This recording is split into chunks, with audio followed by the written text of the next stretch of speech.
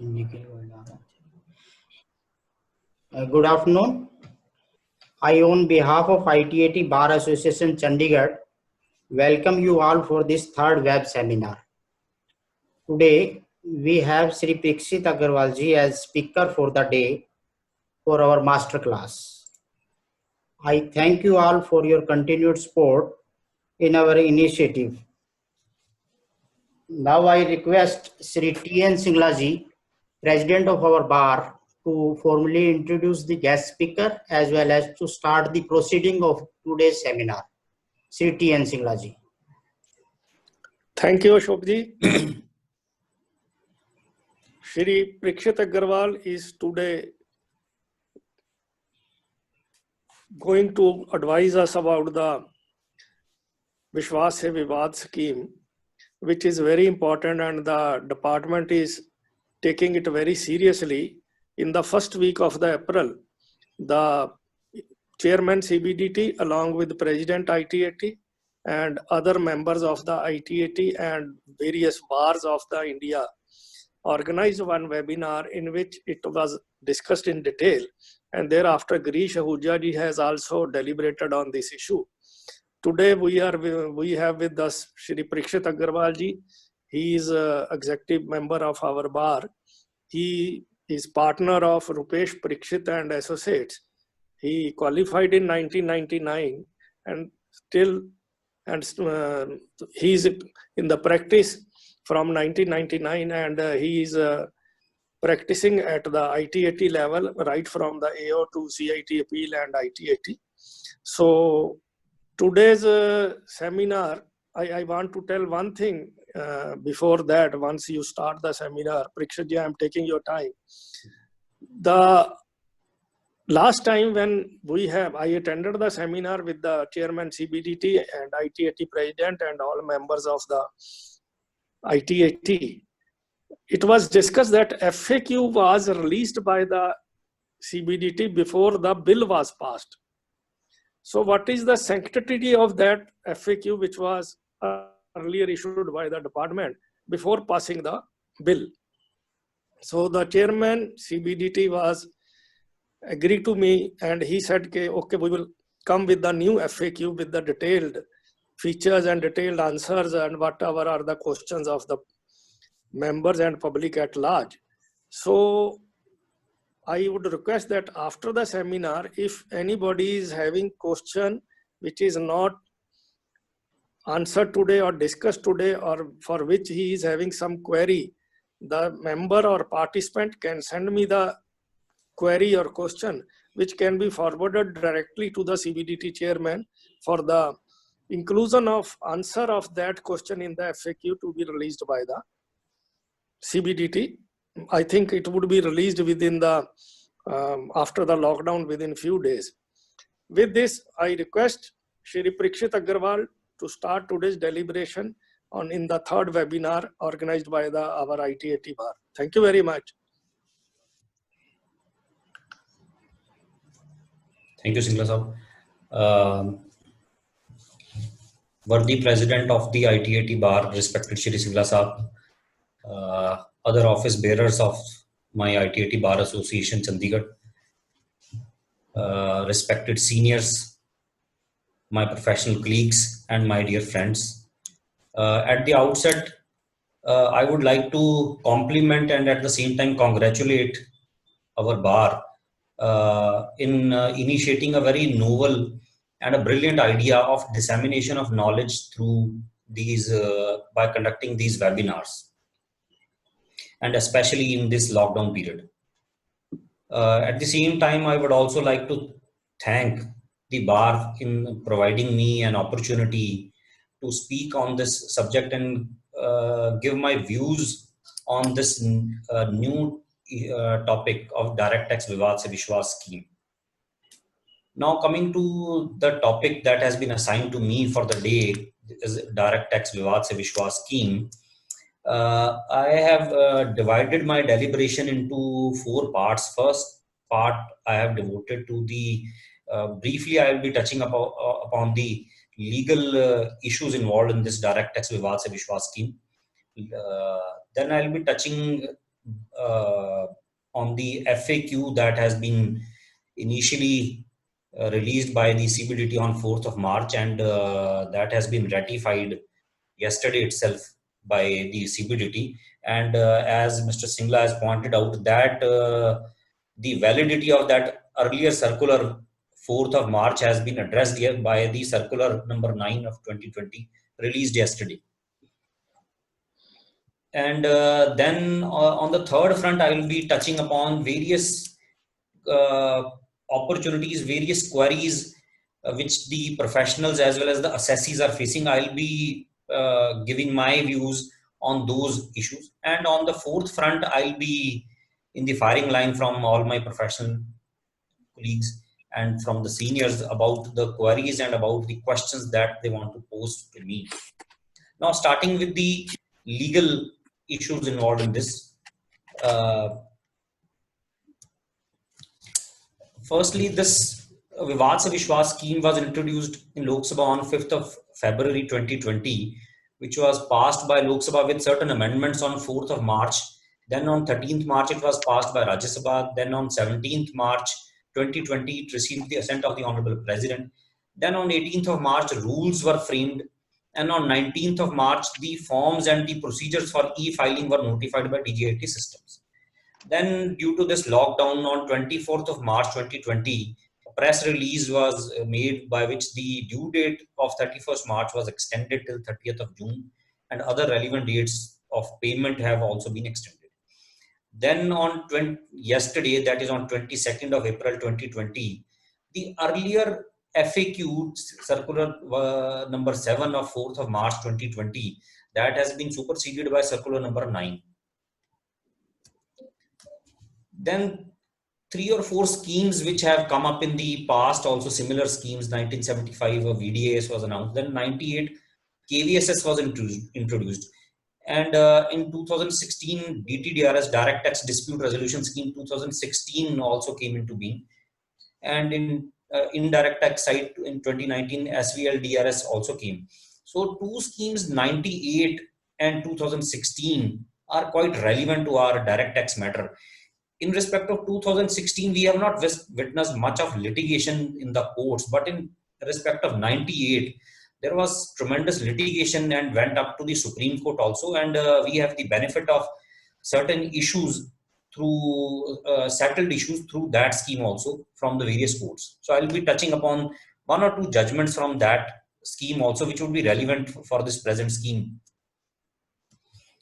The objective of the scheme was to reduce litigation. One of the interesting facts is that as on 30th November 2019, in the direct tax side, approximately 4,83,000 cases were pending, and the amount stuck up in litigation from both sides was 9.32 lakh of crores. The other objective was to generate timely revenue and to save time, energy, and resources of the taxpayer as well as Government of India. Now, about this scheme has been designed in a way that initially a person has to be eligible for this scheme. Then what kind of litigations you can settle in this scheme, that has been defined. Thirdly, once you are eligible and once your dispute is also becomes eligible, what amount of tax, interest or penalty that you have to pay by opting for this scheme, and what kind of waivers you will get. That is how this scheme has been designed. Now, who can opt for the scheme? Every person who qualifies under the definition of appellant can file a declaration and opt for the scheme. Now, what is an appellant? That has been defined under section 2. A person in whose, there are 5 categories, a person in whose case appeal, writ or SLP has been filed and that is pending on 31st of January 2020. Second category is order has been passed on or before 31st of January 2020 by any authority and time for filing appeal has not expired on that date. Third category is where objections have been filed before the DRP, but those have not been disposed of till 31st of January. Fourthly, where DRP had issued directions, but the assessing officer has not passed any order till 31st of January. And fifth category, which has been introduced, which was not there in the original finance bill, but has been introduced by in the Finance Act, That was where a person has filed an application for revision under section 264, and such application is pending as on 31st of January. Now, appellant forum has also been defined, wherein Supreme Court, High Court, ITAT and CIT appeal have been prescribed. So therefore, CIT admin and Settlement Commission Authority for Advance Ruling, that has been ruled out. And any pendency before these authorities, to my view, are not eligible. Now, some important definitions I'll be discussing. Disputed fee means the fee determined under the provisions of Income Tax Act 1961, in respect of which appeal has been filed by the appellant. Disputed interest means the interest determined in any case under the provisions of Income Tax Act 1961, where A, such interest is not charged or chargeable on disputed tax. B, an appeal has been filed by the appellant in respect of such interest. Third is disputed penalty means the penalty determined in any case under the provisions of the Income Tax Act 1961, where one such penalty is not levied or leviable in respect of such disputed income or disputed tax, as the case may be. Second, an appeal has been filed by the appellant in respect of such penalty. I'll be discussing on this definition of disputed penalty, because the definition of disputed tax and disputed penalty has been interestingly taken a very different perspective. Now, the next definition is about what is disputed tax. Disputed tax means the income tax, including education cess and surcharge payable by the appellant, which will be computed as under number 1, where appeal is pending on 31st January, the amount of tax payable if such appeal is to be decided against the assessee. Second, where an order has been passed before 31st January and time for filing appeal has not expired. In that case, the amount of tax payable as per order so passed. Thirdly, where objection filed pending before DRP as on 31st January, amount of tax payable if DRP is to dispose of those against the assessee. Fourth, where DRP has issued any direction on or before 31st January, amount of tax to be computed by the assessing officer in compliance with the directions of the DRP. Where an application for revision under section 264 is pending on 31st of January 2020, amount of tax payable if such application is to be decided against the assessee. Now, interestingly, the last definition that earlier to disputed tax, I was touching upon the definition of disputed penalty. Interestingly, in that, I'm not finding the case of appeal which has already been disposed of, but time to file that has not expired. In disputed penalty, only those categories where appeal has been filed with the appellant in respect of such penalty and that is pending, those have been covered. But interestingly, in my view, the penalties for which appeal or the order has already been passed, but time to file has that on 31st of January has not expired, that has not been covered to me in this, although I'll be touching upon one FAQ wherein they have tried to answer it, but I feel that in so many words, they have not been able to answer it and address the queries of the querist.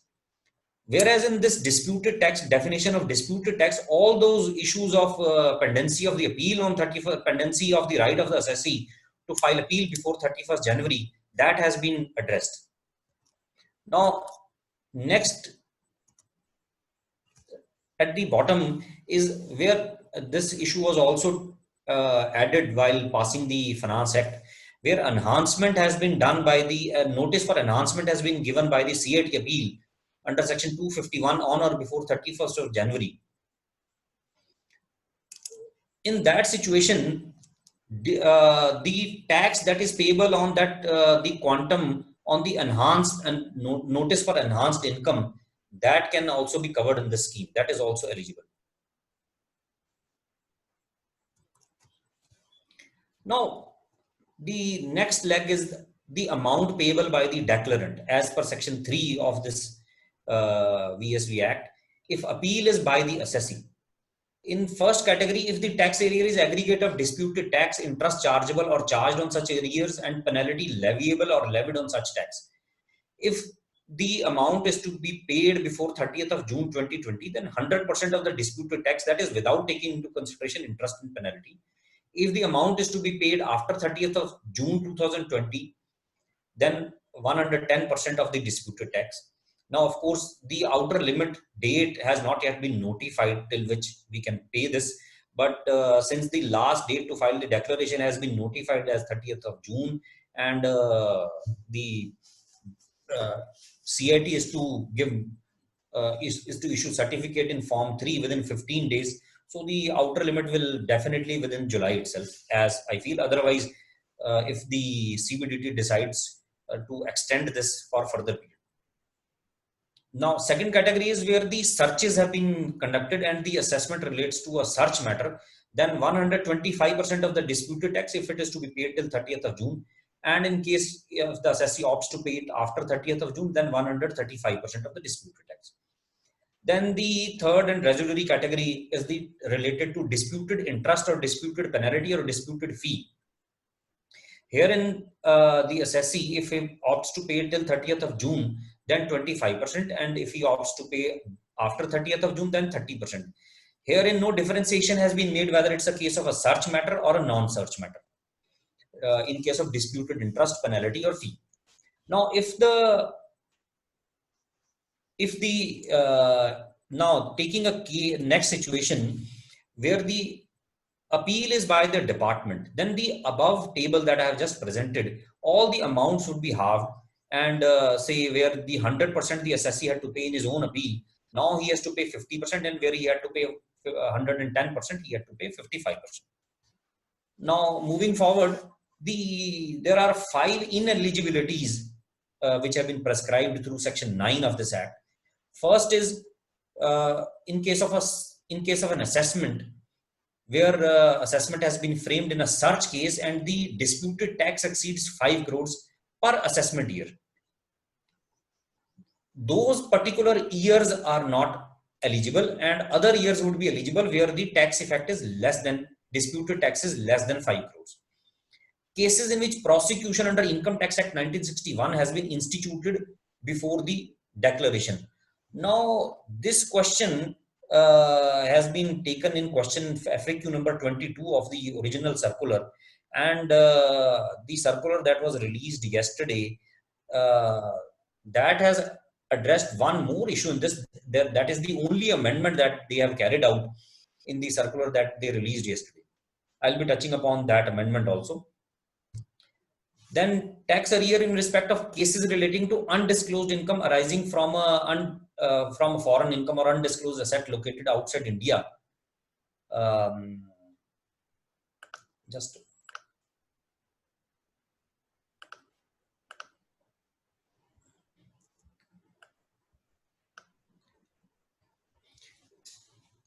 Look, outside India in Section 90 or 90A.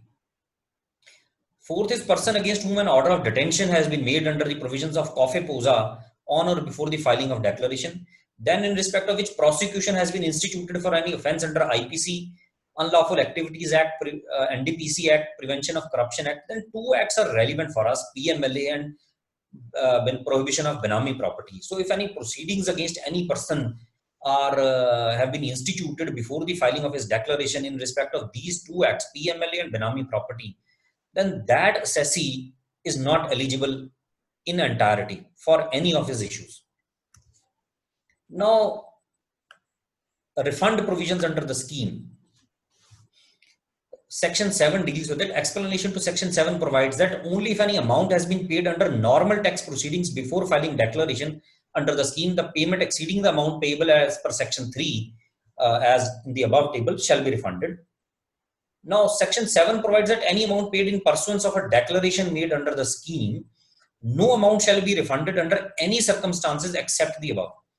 Any refund paid will not be entitled to any interest under Section 244A. Now, some other important provisions.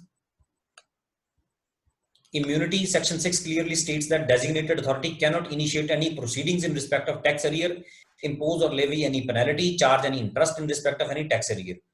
Time with designated authority within 15 days of filing of declaration, he has to issue a certificate in form number 3. Time with declarant for payment within 15 days of issuance of form number 3, he has to make payment and intimate in form number 4. Then explanation to Section 5, which says that making a declaration under this Act shall not amount to conceding the tax position, and it shall not be lawful for the income tax authority or the declarant being a party in appeal writ or SLP to contend that the declarant or income tax authority, as the case may be, has accepted the decision on the disputed issue by settling the dispute. So none of both the parties are not going to concede their original position by settling this dispute.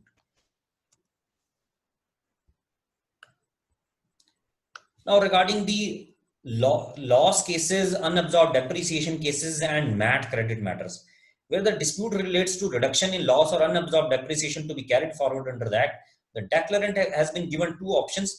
He can pay a tax, surcharge, and cess and claim the carry forward of those losses and unabsorbed depreciation.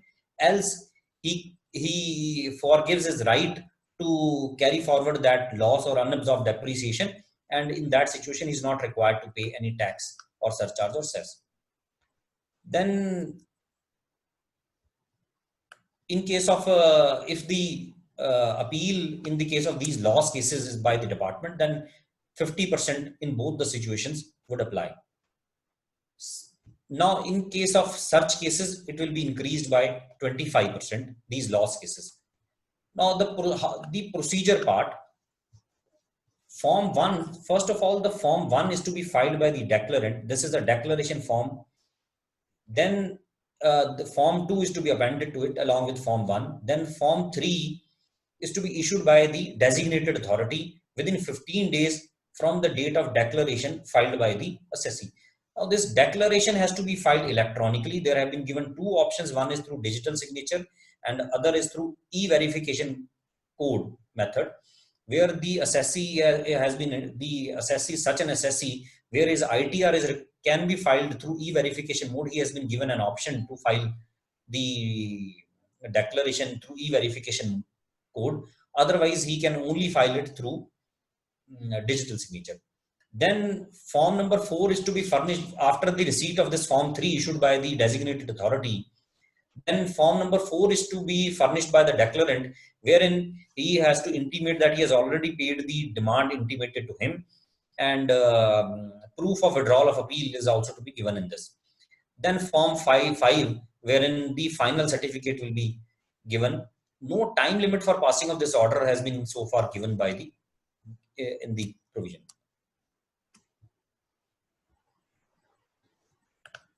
Now, this was about the position of the law.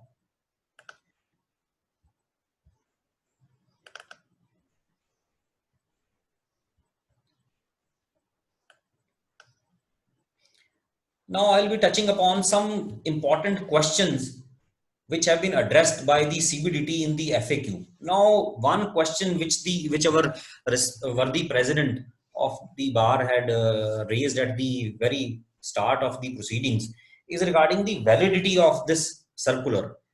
Now, the original circular was, of course, released on 4th of March when the bill had not yet been passed by both the houses of the parliament, and it had not yet received the assent of the president. So, in my view, that original circular, the CBDT had exceeded their power in releasing that circular. But so far as now that circular has been superseded by a newly released circular yesterday, and almost that verbatim that circular has been reproduced. The portion of that circular has been reproduced in this new circular. So I think that the question of that validity of the original circular has been laid to rest. Now I'll be touching upon some important questions from that.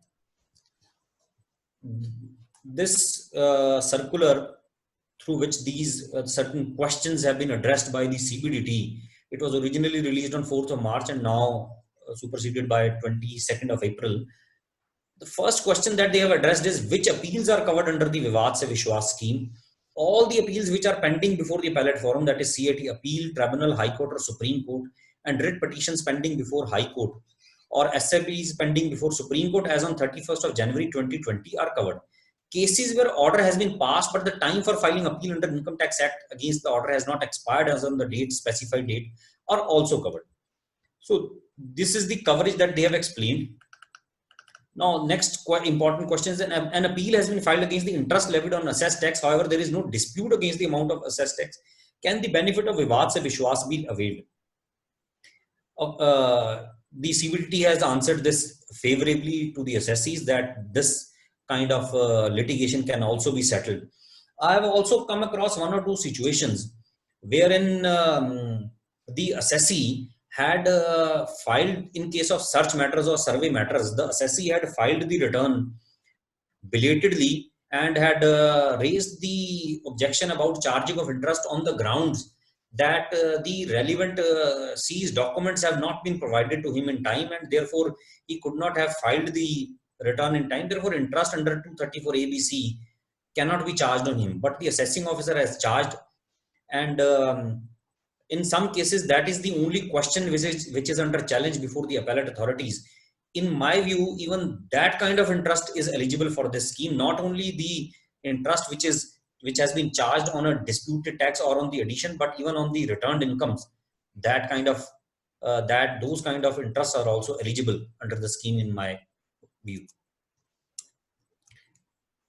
Then what if the disputed demand including interest has been paid by the appellant while being in appeal?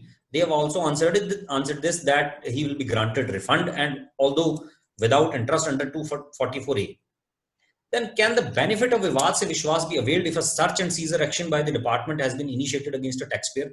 Now that was there in the original circular, but now this has been made part of the act.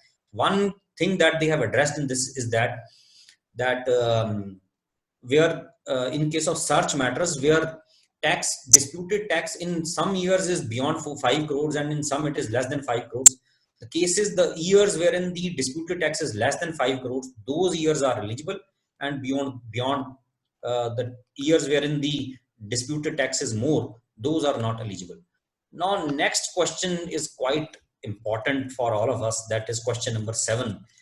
There is quite hue and cry about this question number 7, and another question which comes later about some ambiguity. It has been raised that there is some ambiguity in this. Now we'll take upon this question number 7 of this FAQ.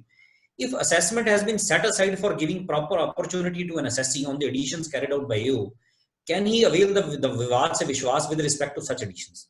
Now, how the CBDT has answered this: if an appellate authority has set aside an order except where assessment is cancelled with the direction that assessment is to be framed de novo, they have stated that where the assessment has been quashed and it has been directed to be framed de novo, that kind of litigation is not eligible. To the file of the AO for giving proper opportunity or to carry out fresh examination of the issue with specific direction, the assessee would be eligible to avail Vivad Se Vishwas. However, the appellant shall also be required to settle other issues, if any, which have not been set aside in that assessment and in respect of which either appeal is pending or time to file appeal has not expired. In such a case, disputed tax shall be the tax which would have been payable had the addition in respect of which order was set aside by the appellate authority was to be repeated by the AO. In such cases, while filing the declaration form, appellant can indicate that with respect to set aside issues, the appeal is pending with the CIT appeal. Now, in this case, now I'm taking an example, I'm taking a cue from this answer from the CBDT, taking an example that there were 5 issues before the tribunal, and tribunal has decided 3 issues totally against the assessee, and 2 issues have been set aside before the assessing officer for giving proper opportunity to the assessee and to decide them afresh. Now, in that situation, the view of the CBDT from this answer appears to be that the 3 issues which have been decided against the assessee and for which the time to file appeal may not have yet expired, and assessee can go even to the High Court for those 3 issues. The view of the CBDT from this answer seems to be that even for those 3 issues, the assessee would be compulsorily required to opt for the scheme. Otherwise, he cannot opt only for those 2 issues which have been remanded back to the assessing officer. That seems to be of the view of the CBDT through this answer. Next question is, imagine a case where an appellant desires to settle concealment penalty appeal while continuing to litigate quantum appeal that has traveled to the higher appellate forum. So in this situation, they are contemplating a situation where both concealment penalty as well as quantum both are in appeal, and appeals against both are pending before the appellate forums. They have answered that only in this situation, by settling quantum dispute, penalty will automatically be settled, but assessee cannot opt for settlement of concealment penalty only and continue to litigate the quantum appeal. Now herein they have only stated settlement of concealment penalty. The other penalties, say 271D, 271E, 271(1)B, those can be separately settled to my view. Only the concealment penalty has been linked with the settlement of quantum dispute, and continuing to litigate quantum dispute, the other penalties which are not dependent on the disputes involved in the quantum, say in case of search matters, 271 AAA, 271 AAB matters, those penalties to my view can be settled separately by continuing to litigate the quantum disputes, because most of the times the issues involved in the quantum assessment in case of search matters are different, and a penalty involved in 271 AAA is on a different issue which has already been settled before the assessing officer or before the search authorities. Now the next question that they have answered is there any necessity that to qualify under scheme the appellant should have tax demand? No, they have answered that there is no necessity. Whether 234E and 234F appeals are covered, yes, they have answered that these are covered by paying 25%. Next that they have answered is in case where disputed tax contains qualifying tax areas as well as non-qualifying tax areas, whether assessee is eligible. Yes, assessee, no. In this case, if there are some non-qualifying situations, say the assessee has some undisclosed foreign income, then in that, in respect one issue which is making him ineligible, then the entire appeal will be ineligible. So he cannot opt on the basis of issues. Now, if a writ has been filed against a notice under 148 of the Act and no assessment order has been passed consequent to that, will such case be eligible to file declaration? Now, they have answered that the assessee would not be eligible for the scheme as there is no determination of income against the notice. Now, take a case where the assessing officer has issued a notice under 148 and the assessee has challenged the validity of that notice before the High Court in a writ petition. In that situation, the assessing officer has not yet passed the assessment order and therefore the income has not yet been quantified. In that situation, the view of the CBDT is that this assessee is not eligible. Now, next question is with respect to interest under 234A, 234B or 234C. There is no appeal, but the assessee has filed waiver application before the, say, principal CCIT, and that is pending on 31st January. Now, they have rightly answered it that since the said authority is not a appellate forum which is covered, so these cases are not covered. Whether assessee can avail of Vivad scheme for some of the issues and not accept other issues, they have picking and choosing is not allowed. Will delay in deposit of TDS and TCS be also covered under Vivad Se Vishwas scheme? Oh, they have answered that this is also the assessee can opt for settlement of this. If CIT appeal has given an enhancement notice, now that question has been addressed in the Act itself. That enhancement in case of CIT appeal has given enhancement notice before 31st of January 2020. Now that enhancement notice, the tax involved in that can also be settled along with the main appeal. Are wealth tax, STT, SCTT, these cases are not eligible in the scheme. Now next question number 19 that they have answered is that say there are two appeals. One is under 140 against the order under 143.3 and the say other is under 147. Both are pending before appellate authorities. They have answered that the assessee has an option to settle any of these appeals or can settle both. In a case there is no disputed tax, however, there is appeal for disputed penalty which has been disposed of by CIT appeal on 5th of January 2020. Time to file appeal in ITAT against the order of CIT appeal is still available, but the appeal has not yet been filed. Will such case be eligible to avail the benefit? Now, this was the question which I was to refer to when I had started my deliberation. Now, to my view, the Act has defined disputed penalty in somewhat different manner than disputed tax. In case of disputed tax, the situation of the time to file appeal has not yet expired on 31st January is covered, but in the Act, in case of disputed penalty, it seems to be not covered. But in question number 20, a situation was posed to the CBDT that CIT appeal has disposed of the appeal on 5th of January in case of a disputed penalty matter, and time to file appeal before ITAT has not expired. Now they have answered that yes, this appellant is eligible. Now some queries have been raised to various forums before various authorities even after this answer, that whether when there is an anomaly in the act, whether answering this question number 20, whether that peculiar situation of CIT appeal to ITAT is covered, or the all the situations of say AO has passed a penalty order on say 5th of January and time to file appeal before the CIT appeal on 31st of January has not yet expired, whether those situations are also covered, or say ITAT to High Court are also covered. To my view, taking once the CBDT has already answered this question number 20, if the department is to decide these matters against the assessee by taking a very peculiar situation, by taking a very straitjacket formula, then I think it would be very harsh, and that can be challenged only in a writ to the High Court.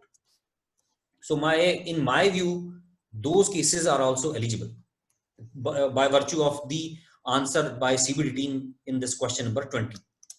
Question number 21, in case ITAT has quashed the assessment order based on lack of jurisdiction by the AO, the department has filed an appeal in High Court which is pending. Is the assessee eligible to settle this dispute under Vivad Se Vishwas scheme? They have answered that yes, and 50% of the disputed tax is to be paid. In case of an assessee, prosecution has been instituted and is pending in court. Is assessee eligible for Vivad Se Vishwas? Now, this presentation has been drafted and I received the circular yesterday. Though that portion of the circular has not yet been incorporated into it. In the earlier circular, they have answered that, however, where only notice for initiation of prosecution has been issued with reference to taxpayers, the taxpayer has a choice to compound the offence and opt for Vivad Se Vishwas scheme.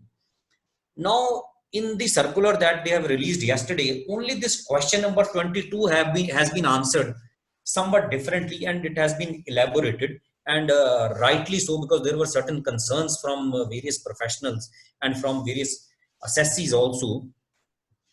Now, in yesterday's circular, they have answered two situations. One is that only initiation of prosecution by the CIT and not institution in the court, that will not make the assessee ineligible.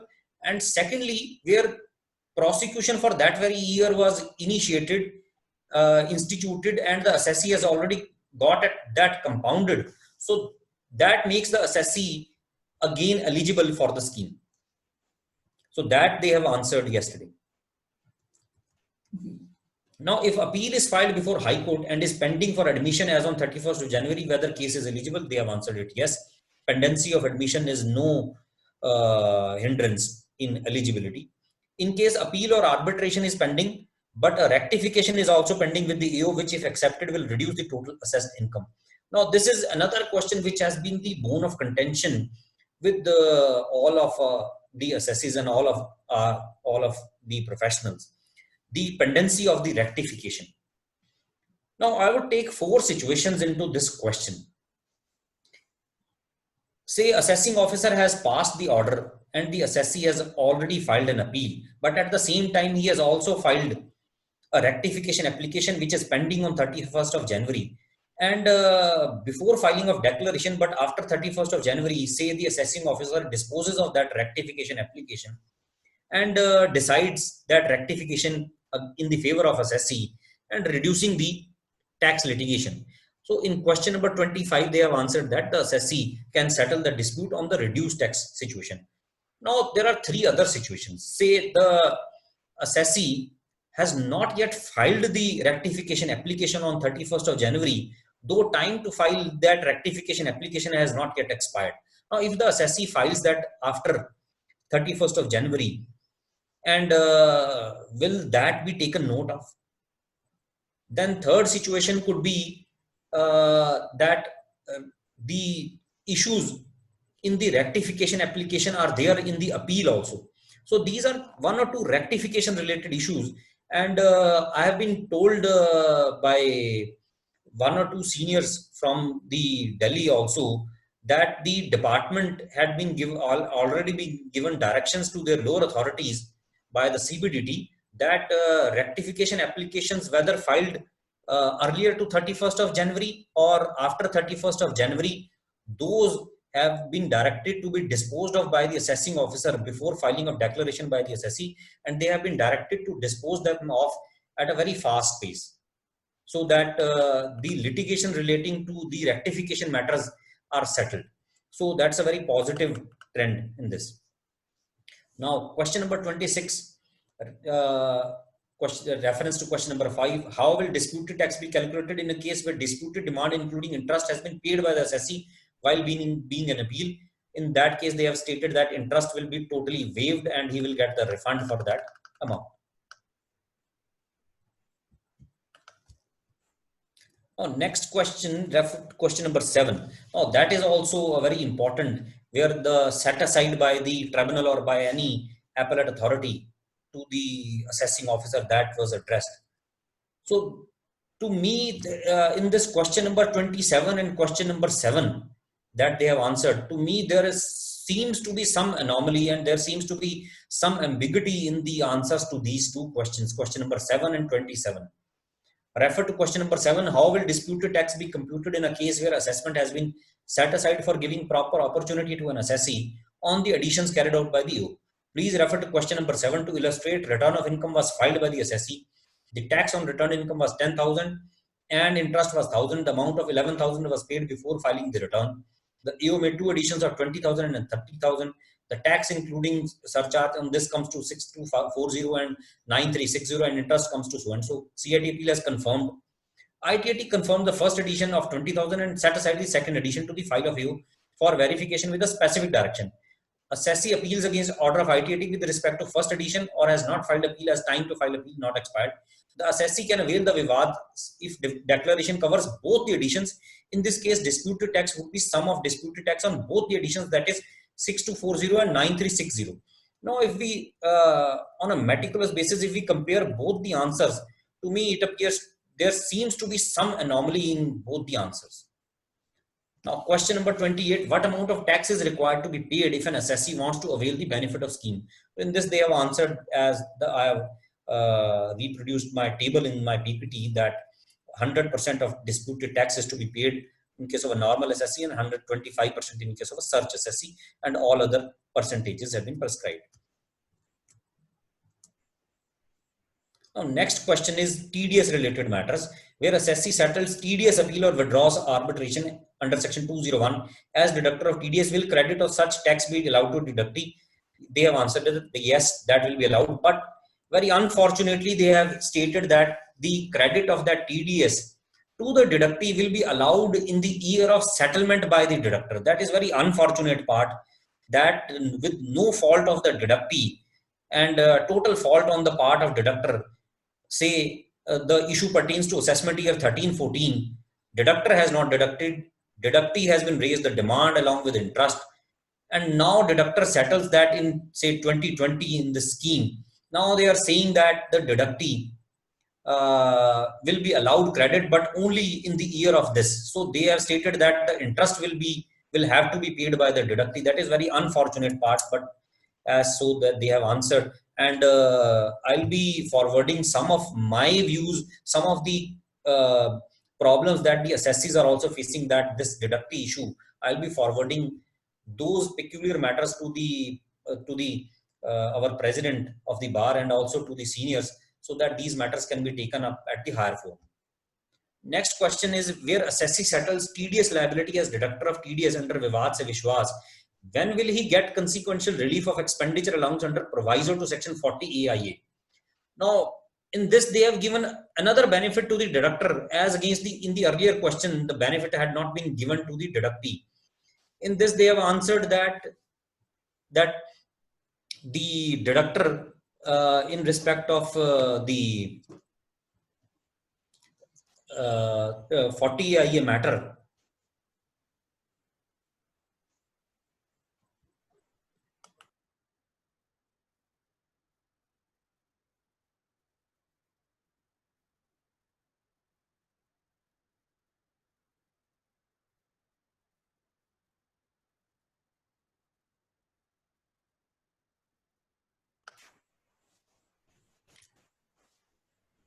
Now, question number 35, if there is substantive addition as well as protective addition, then in that them they have covered that the substantive addition can be settled, and with that automatically protective will be settled. So some of the other issues have also been answered in these. Now I'll be taking upon some of the queries which have been raised to me, and which I have also encountered in my views.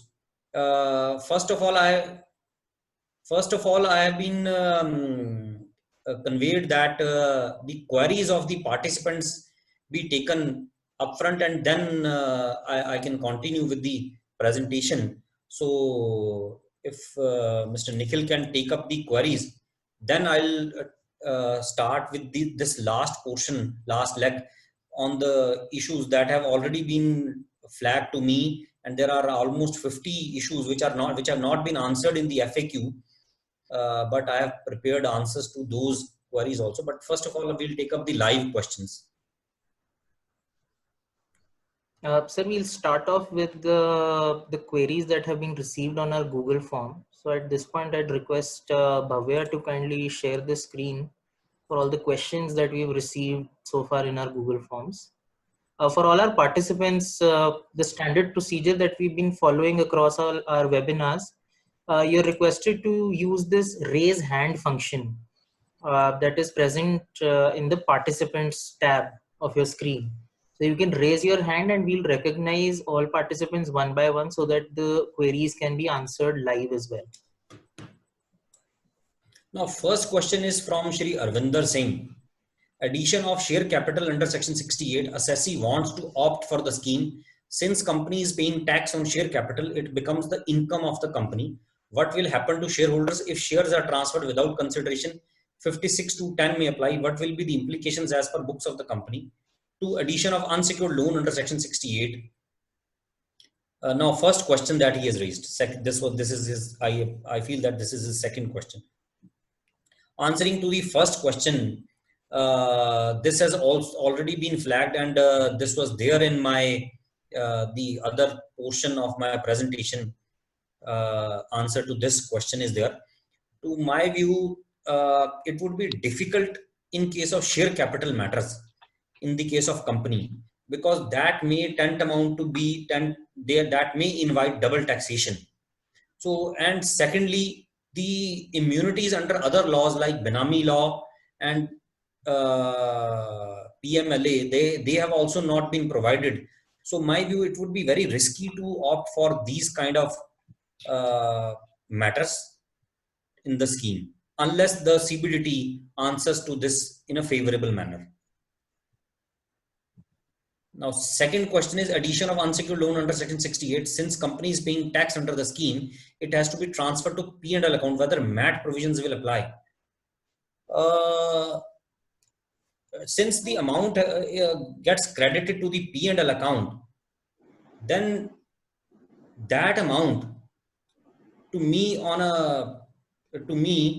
will attract the provisions of MAT. But there have been decisions from the courts, including a direct decision from the Mumbai Tribunal and also from the Calcutta Tribunal, wherein interpreting the provisions of 115 JB subsection 5, they have sort of interpreted that an income which has already suffered tax or an income or an item which does not form part of total income under section 4 of the Act, that cannot form part of book profit for the purposes of 115 JB.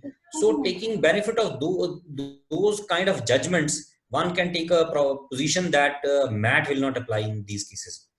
Now, third question that he has raised is protective assessment made in case of company from whom share capital received. Can the company in whose hands protective assessment made opt for the scheme? The FAQ that has so far not answered this situation. They have taken a situation where a substantive assessment assessee opts for the scheme, then automatically protective assessment gets settled. But if the protective assessment person wants to opt for the scheme, then via that route, whether substantive can be settled, to my view, that's not possible so far, unless the CBDT comes out with a very positive circular on this also. If there are 4 issues in appeal and CIT appeal decided 2 issues in favor of assessee, can assessee opt for scheme for only other 2 issues which have been decided against the assessee? Time for filing ITAT appeal not expired. If there are 4 issues in appeal and CIT appeal decided 2 issues in favor of assessee. Yes, assessee can opt for 2 issues which have been decided against him, as time for filing appeal ITAT has not expired. Now, in this case, if the subsequently, in case of 2 issues which have been decided in favor of you and subsequently department files appeal against that, so you will not get immunity and you cannot raise a question that department cannot file appeal, and even department can file that appeal with condonation of delay also.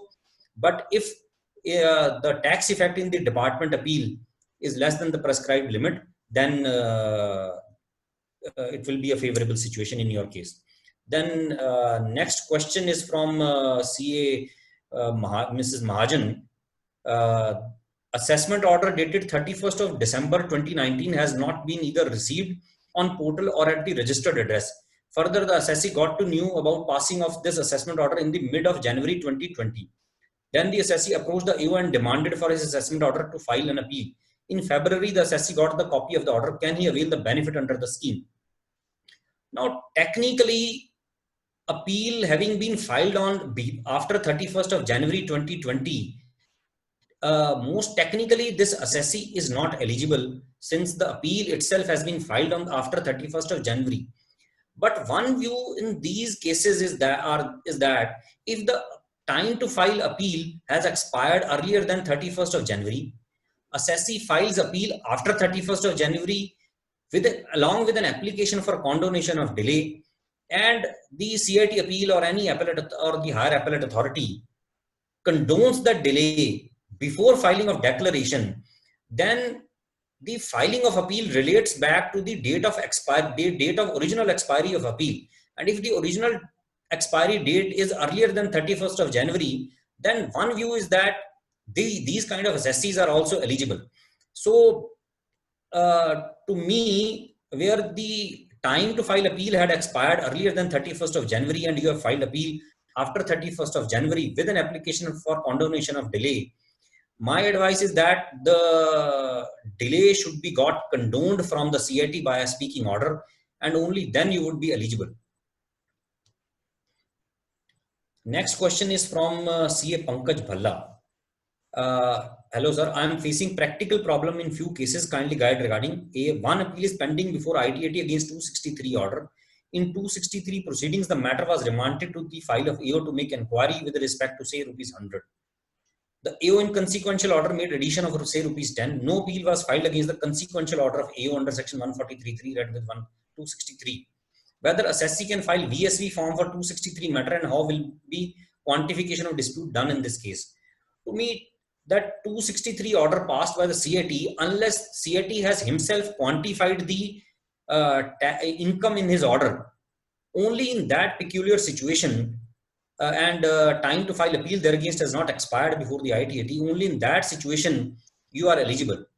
Where the CIT has not quantified the income and he has remanded the matter back to the AO for fresh assessment or for deciding some issues, the scheme is you are not eligible for scheme in that matter. And now since you have not filed the appeal against the consequential assessment order, even that will not be eligible for the scheme. But as the earlier question by queries number 2, to me, you can also file an appeal now with a condonation of delay before the CIT appeal. And if you can get it, that consequential appeal against that consequential order, and if you can get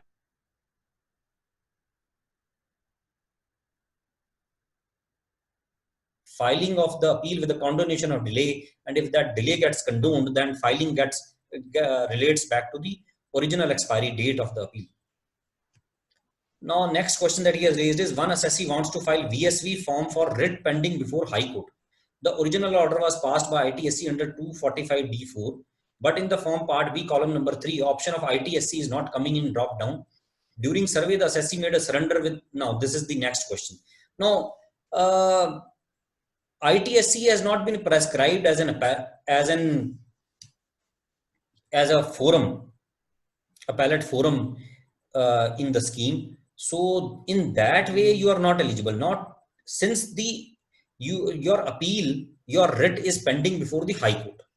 Now, if the ITSC has passed an order and quantified your income in your favor, and you have filed, and the department has filed a writ in the High Court, in that case, to me, you are eligible. But where the ITSC has passed an order, say, determining without determination of income and making you ineligible or taking some other position, and you have filed writ in that situation, then you are also not eligible to me, because income has not been quantified. Third situation could be where income has been quantified by enhancing your original declaration by the ITSC, and you have filed writ against that order of ITSC. To me, you in that situation, you are eligible. And in the drop down, you can choose High Court in that matter, because in that case, income has been determined by a tax authority, and ITSC is a tax authority under the Income Tax Act. Now, next question that he has raised is, during survey, the assessee made a surrender with respect to penny stock and filed revised return subject to no penal action. Since penalty was initiated, assessee filed quantum appeal making retraction of surrender. Further appeal was also filed against penalty. Both appeals are pending. Can assessee file VSV application for quantum appeal? And will he be eligible for refund of interest paid under 234B in ITR itself? Yes, that's a very valid question that he has raised, and that I have also taken in my views, that I have given views on certain questions. Now, say in a case where assessee has declared an item as taxable income in his own ITR, but subsequently he feels that that income is not taxable, and he raises that issue before the AO, or say even not before the AO, and raises it for the first time before any appellate authority. To me, even if you have paid the tax, and since the issue has been raised before the appellate authority via ground of appeal, to me, that situation will be eligible, and the interest that you have yourself paid under 234B in your ITR, you will get refund for that. And the appeal against penalty that you have already filed, that will automatically be settled in your favor. Now, next question is from CA Vibhor Garg. Nikhil, can you just drop down? Yeah. Eligible search cases are where disputed tax is not more than 5 crores, rule C. Disputed tax means where appeal proceedings are pending on 31st of January. Now, in search cases where quantum proceedings have attained finality before 31st of January, and only penalty cases appeals are pending on 31st of January, whether such cases be eligible under the scheme? Yes, in these cases, since disputed tax is 0 or which is less than 5 crores, those penalties would be eligible. So, to me, your case is definitely eligible. Then next query is by Advocate Manish Bansal. In one case, CIT appeal has passed order on 29th of November 19, and order was dispatched on 4th of December 19 by post. Assessee had not filed a second appeal. Will he is eligible to take benefit of VSV or not? Now, order was dispatched on 4th of December. Now, counting from that date, the time to file appeal before the ITAT has not expired even from the date of dispatch of the order on 31st of January. So to me, this assessee is definitely eligible. Now the next questions are from our very senior Shri Sehgal Saab. The assessee files form number 1 and 2, and after that the principal CIT has to intimate the assessee within 15 days, intimating about the tax to be paid by him. If the assessee does not make the payment within 15 days of intimation from the principal CIT, what is the remedy or status? Also, if the intimation by the principal CIT is given, say on 15th of May, can the assessee pay the tax up to 30th of June 2020? Now, if the assessee, after filing of the declaration and after the principal CIT has to intimate within 15 days tax paid, if the does not make the payment within 15 days, so this is the first part of the query. Now, if it does not make the payment within 15 days, then the declaration will itself become void, and it will be restored to the original positions, both the parties. The appeal will get revived and it will take its original position. Now, second leg of this very query, if the principal CIT issues Form 3 on say 15th of May, can the assessee pay tax up to 30th of June? To me, he cannot pay it up to 30th of June. Only 15 days time has been prescribed. Now, in this situation, to me, on expiry of 15 days, since you are not paid within 15 days, the original declaration will lapse. But to me, the assessee must be given an opportunity to refile that declaration, and then CIT will again get an opportunity, will again issue you form number 3, and then again give you time for 15 days. So to me, although that has not been addressed in the form, where only original and revised forms have been prescribed, but to me, that filing of another opportunity, because within the window period you can again file a declaration, you have that opportunity. So it is not that it's a one-time opportunity. Next question is, there are a number of MAs lying pending before the Honorable ITAT for the last 1 year, over 1 year or so, for recalling of order of ITAT, which have not been fixed or which have not yet been decided by different benches of ITAT for no fault of assessee. Whether those cases would be covered under the scheme of department. Further, if after the date of scheme is over, the MA is allowed and the appeal becomes pending from the date when it was filed, since the ITA number remains the same, what is the remedy? So the two questions that our very senior has raised in this portion. Now, first leg of the question is pendency of the MA on 31st of January. Whether pendency of MA on 31st of January can be taken as a pendency of an appeal, which makes the assessee eligible. Because I am taking I feel that the original ITA has been decided against the assessee, whether due to non-appearance or by a speaking order, and MA has been filed there against, and that is pending. To me, the pendency of MA under section 254 subsection 2 is not pendency of an appeal, which is under 254 subsection 1. So there is a direct decision from the Punjab and Haryana High Court in 204 CTR in the case of Rani Paliwal, wherein the Punjab and Haryana High Court has clearly answered that the MA is not an appeal. The MA before the ITAT is an application under 254(2) and is not an appeal. But there are favorable views from the Bombay High Court in Safari Mercantile, and contradictory view from the Karnataka High Court also. So there are contradictory decisions from various high courts. So this is a issue which worth taking before the CBDT, that MA must also be covered the pendency of the MA. Now, another decision from the Punjab and Haryana High Court in the case of Mukund Cold Storage.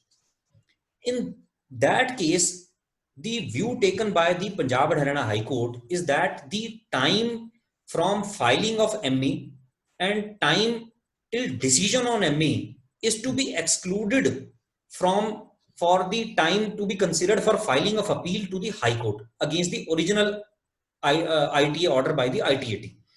So if that period is to be excluded, that filing of MA, that Mr. Sehgal has said that more than 1 year has elapsed since the appeal, that MA has been filed. So if that period is excluded, and if you feel that the time to file appeal against the original ITA order passed under 254(1) has not expired on 31st of January to the High Court, to me, you are eligible if that period is excluded. Now, next portion of the question that he has raised is, further, if the date of scheme is over, the MA is allowed and appeal. I totally agree that if once the MA is allowed, it relates back to the original position, and unfortunately, the remedy to me will lie through the writ before the High Court, and only the High Court will direct the authorities to open the application platform for the assessee, because to me, that application platform itself will get closed within July, till 30th of June as on date is. So to me, yes, sir, please, sir. Thank you very much, dear. You have been very nice to sort out so many issues. Basically, for the MA also, what I wish to say that if, you know, our bar or all over India bar, whatever it is that the ITAT, different bars write to our President ITAT that all the pending MA should be taken on like the stay granted matter before the 30th of June, and whatever is the, you know, issues that should be taken into consideration, because after 30th June that window of this VSV shall just put a shutter down. I think our bar should also move an application to the CBDT chairman and to the ITAT, Mr. Bhatt, for getting all these MA fixed up in the month of May through the, you know, video conferencing if the personal hearing is not possible, or by any other mode or method in a summary manner. That is what I wanted to basically suggest that. Yes, I totally agree to the views of Sehgal Saab, and I'm also of the view that the condonation of delay applications before both the authorities, before the CIT appeal as well as before the ITAT, and this impendency of the MA, this is a very serious matter, and most of the MAs we feel that are on ex-parte decisions passed, and with in most of the cases no fault of the assessee. So I also agree, and I'll request our president, the bar president, to take up these matters. I'll make a brief note on the issues, and I'll request him to take up this matter before the CBDT as well as to the president of the Honorable ITAT. Yes, sir. One thing more which I wanted to share in this line only, that now there is an appeal which is pending as on 31st of January before the CIT appeal and before the ITAT. But that appeal, though pending as on 31st of January, but is late.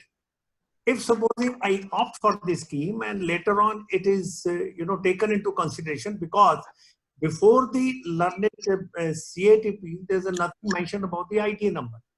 Now, if supposing tomorrow I opt for the VSV, I pay the tax later on because the CATP does not condone the delay, then I'm out. So that my only thing is that the bar should also write to the CATP about taking up all the appeals by the CATP or by the ITAT where they are late. They should be first decided whether they are legally pending appeal or not. That is my observation. Yeah, just to add to very rightly said, sir, and just to add to what you have said, this situation has already been encountered. This situation came in the case of KVSS, which was also identically worded, and there is a decision from the Supreme Court itself that that appeal is pending in, as you have rightly said, that appeal is pending on 31st of January. Though it was filed belatedly with an application for condonation of delay, whether that assessee itself is eligible or he has to first get that appeal condoned and then he will become eligible. The Supreme Court in that has already answered in 277 ITR in the case of one Jadeja that there is no need to get that condoned, and mere filing of appeal along with application for condonation of delay is good enough. And in that case, the department had rejected the declaration of that assessee under KVSS. High Court had confirmed the order of the designated authority. Supreme Court reversing the view and have categorically held that the meaning of pendency is that appeal has to be pending on 31st of January. Whether it is with defects or without defects, appeal has to be pending. It is for the court to take up whether that has to be admitted or not to be admitted. But for pendency, it is the only thing that is required is that it has to be filed. So one view, but I still feel that that was also through a decision from the Supreme Court that assessee got a respite. So I still feel that CBDT should come out that they have accepted that decision of the Supreme Court in this scheme also. Last thing, my dear, which I wanted to share with you, you have told that where there is a substantive and the this protective, assessment. If I go into the VSV of the substantive, then that, protective assessment would be taken care of. In my case, I have an issue of a share capital where two separate protective assessments have been made. No substantive assessment have been made, and one addition is in the hands of the company, one in the hands of the shareholders, both on the protective basis. What is the status? No, sorry, I could not get exact. Can you, sir, repeat the query? Issue is of a share capital. Okay, sir.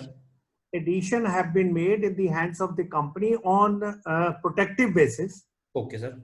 And same kind of protective addition have been made in the hands of the shareholders. No substantive assessment has been made. So that kind of situation has not been covered. I think without, in the absence of a substantive addition, that protective addition itself is basically illegal. That cannot stand the legs. So I think that in itself is an illegality that the department has already committed. But unfortunately, that assessee will not be in a position without settling the substantive. Only the protective addition assessee cannot get that settled through the scheme. That is my view, sir. Thank you, dear. Thank you. Grateful.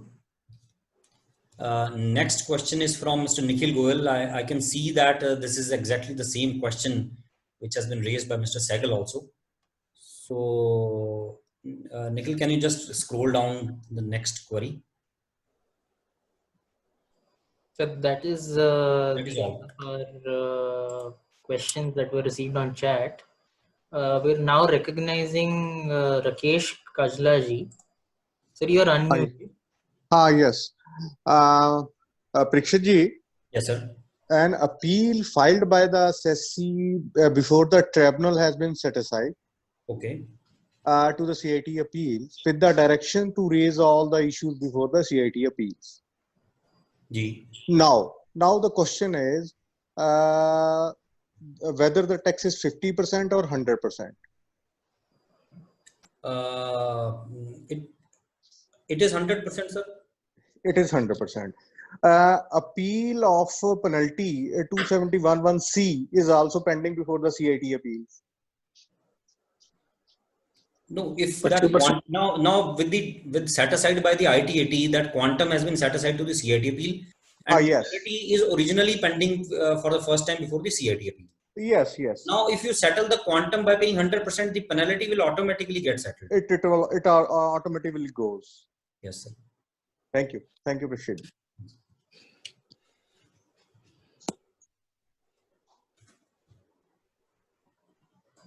We request all participants to use the raise hand function. We can take up more questions. So in case you have any queries, just use the raise hand feature. When you click on participants, there is the option to raise hand, and then we can recognize and unmute you as well. So while we wait for more participants to introduce queries, I just wanted your views. Say in a particular situation, we have filed our appeal, but due to certain defects, it has not been listed yet.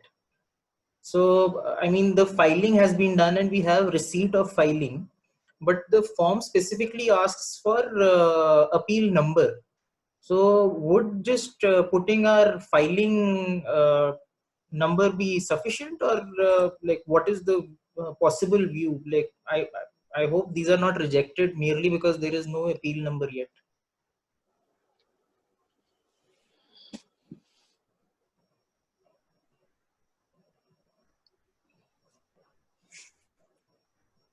Parikshit ji?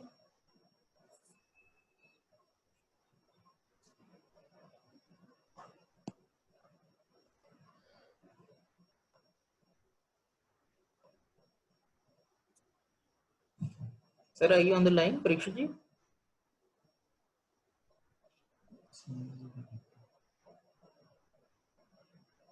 Sir, probably I'll pose this question to you, Sehgal sir, if there is any view available. Yes. Sir, regarding filing of an appeal which has not been listed yet, so there is no ITA number because of some defect, they have not listed our appeal yet. So would just mere filing be considered sufficient in terms of sustaining our appeal? Yes, definitely. If they have not, given that number, ITA number, it is no fault of yours, it is their fault. But since that appeal will be deemed to be pending as on 31st of January 2020, so you can go for VSP. There's no difficulty. Absolutely.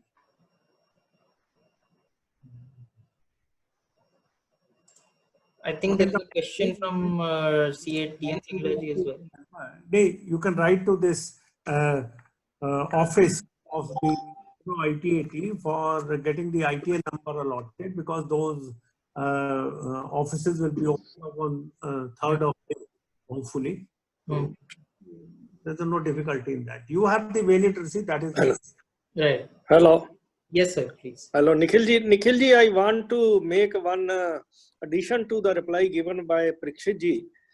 In case protective assessments are there in case of two persons for the same amount, then if the one person settles in the scheme, the other would automatically go. Legality or illegality is one part, whether the department has done rightly or wrongly. But if one protective assessment, person concerned who is having protective assessment goes opt for this scheme, the other will automatically go, because protective is subjective. So once the one protective go, the other automatically goes. So this is my opinion. Legality, yes, the department has not done proper assessment because no substantive addition is there. But in case two protective additions are there, then if the one opts, the other would go. This is my opinion. Parikshit ji, are you listening? He's coming back. We have Ashwini ji with us as well today. Sir, if you could add a few words of yes. No. Thank you, Nikhil ji.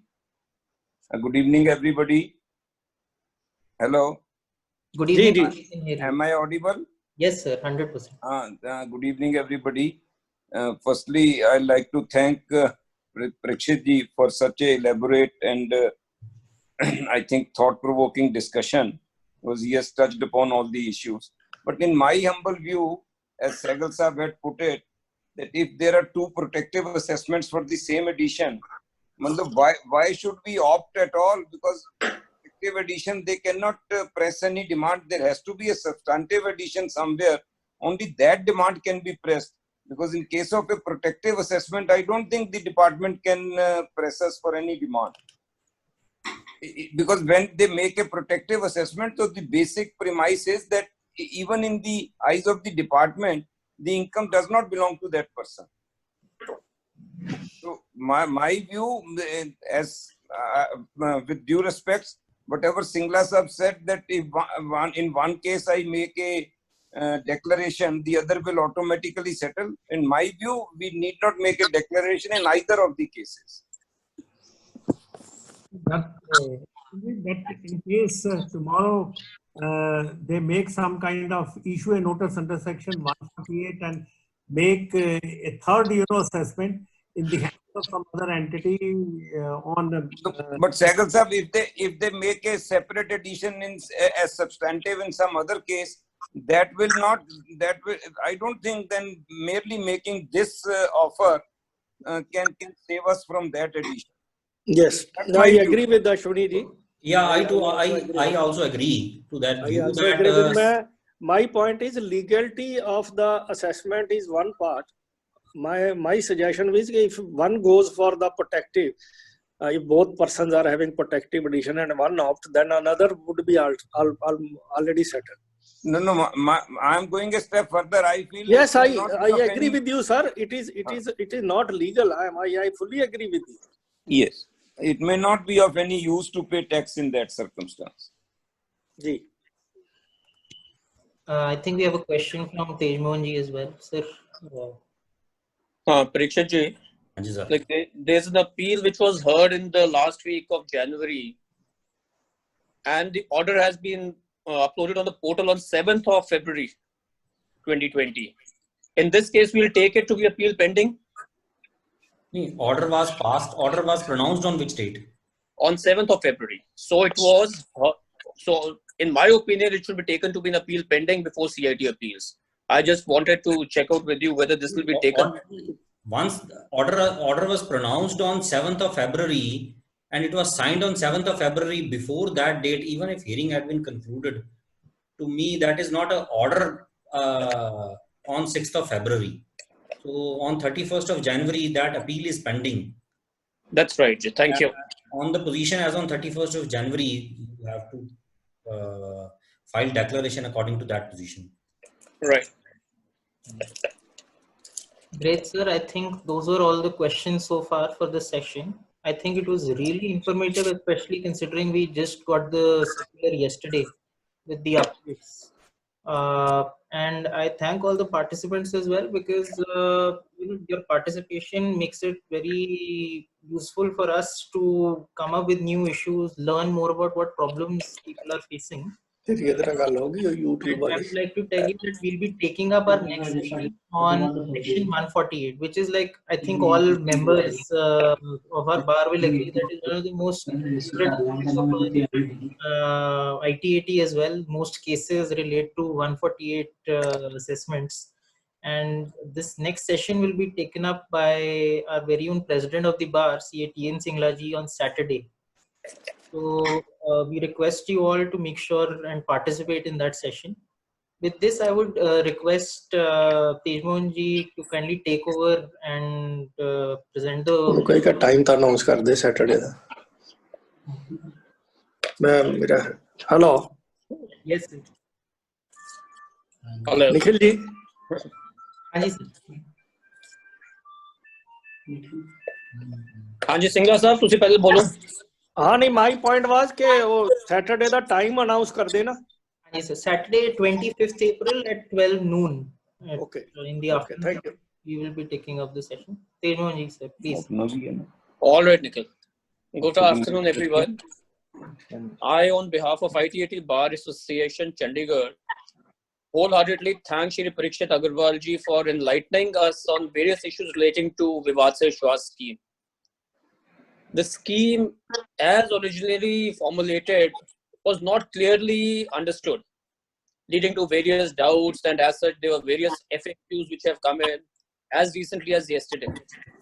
And it is really commendable that Parikshit ji could incorporate all those FAQs which was listed only yesterday.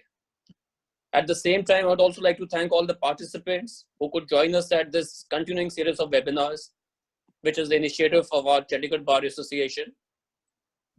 And it will be a continuous endeavor to arrange such webinars wherein the topics relating to the various issues of contention and which are seen by us on day-to-day litigation would be discussed.